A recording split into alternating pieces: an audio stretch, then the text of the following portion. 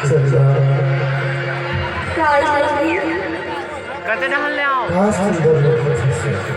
मैं हाँ हाँ आज तो तब बड़ सुघर नहीं दिखा था बस तुम सुधराई न देखे थे थोड़ा कैसे लगा था बेटा आज मोला कर्मा गाय के साथ लगे लेता आज मोरा तय है ना कलमा सुना दे तो सुनबे हाँ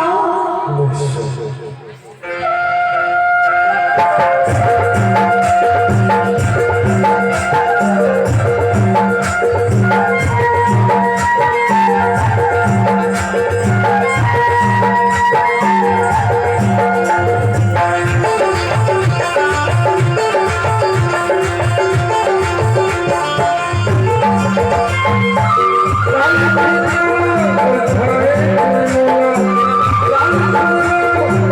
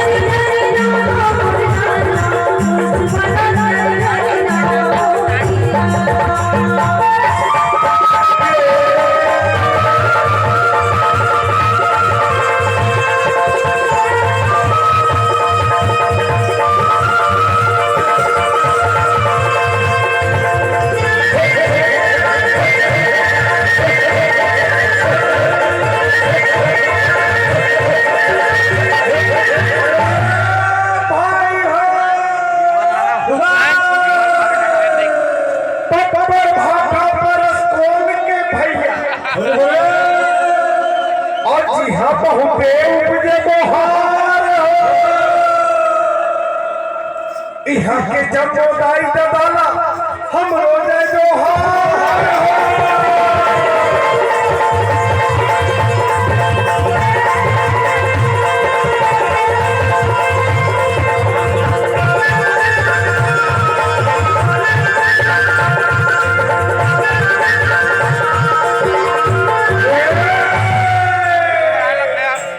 हंसी फूले धमाधम भैया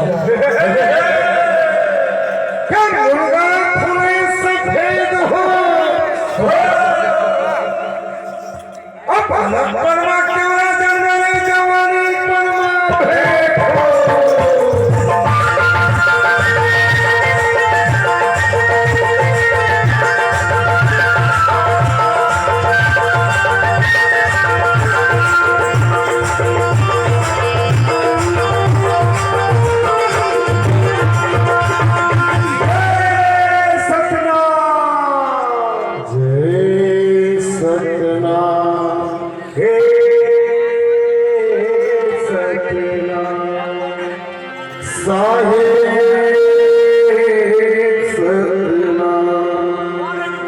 सत्य सत्य सब कहेगा भैया,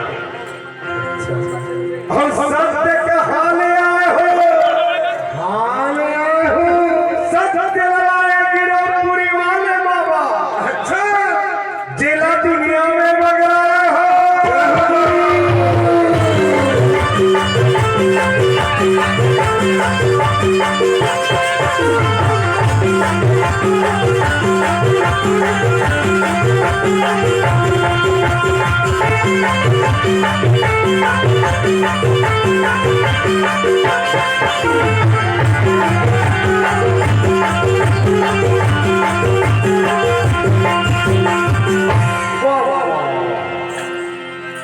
पंथी पहाड़ बजा के बजनिया हम रात में लड़ते नचाए।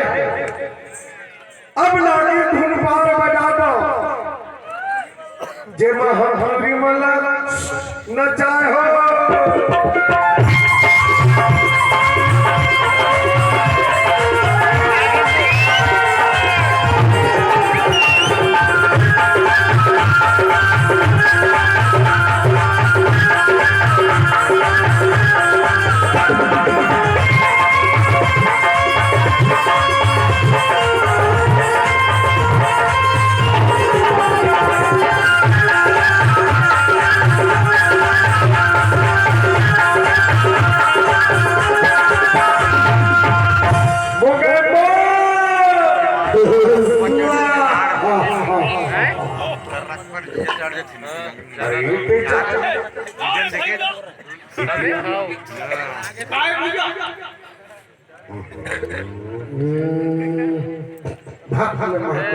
टाइम पास चुनाव के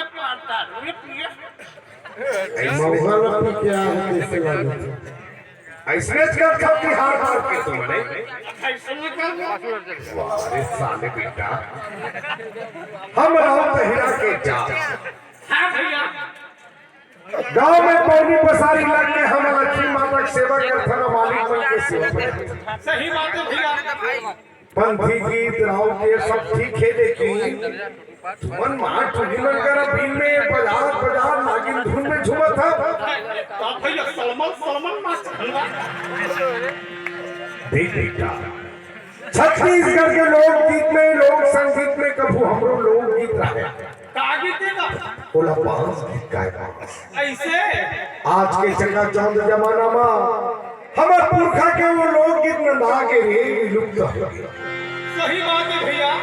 आज बर्मन साहब जी के गीत गोविंद सुनत होना। हाँ तब वो लोक गीत कुछ मोरो मन में गुंजा था। ऐसे ले थे कि तुम मंसूर कराओ मैं वो बात कितना सलाह के उदिन करा था।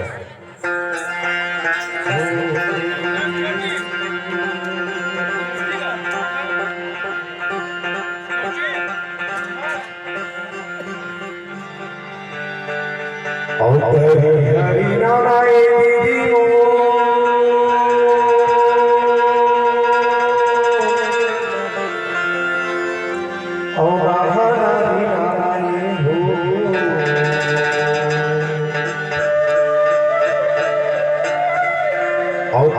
हरि नारायण भाई हो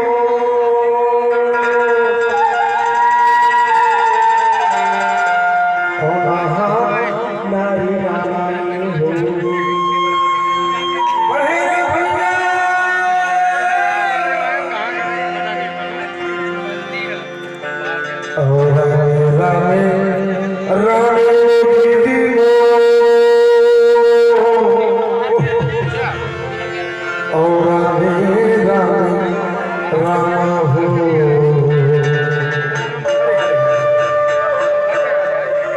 और रामे रामे भैया